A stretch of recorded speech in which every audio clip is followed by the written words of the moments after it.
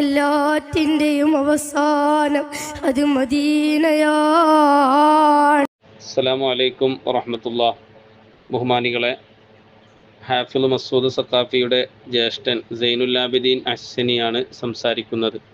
Social മീഡിയയിൽ മസൂദ് സഖാഫിയെയും ഒരു പ്രസംഗിക്കുന്ന കുട്ടിയുടെയും ഫോട്ടോ ചേർത്തുകൊണ്ട് സൺ, ഫാദർ, മകൻ, ഉപ്പ എന്ന പേരിൽ ഒരു പോസ്റ്റ് കാണാനിടയായി.